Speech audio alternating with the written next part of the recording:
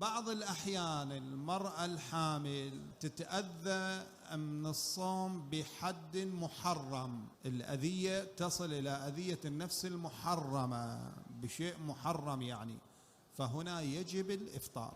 لاحظوا مرة جواز الإفطار إذا كان الضرر بنفسها أو بجنينها، أما إذا كان هذا الضرر بحد يصل إلى الضرر المحرم يجب عليها الإفطار، أما إذا ما يصل إلى الضرر المحرم جاز لها الإفطار، أما إذا لا ماكو ضرر يجب عليها الصيام في هذه الحال.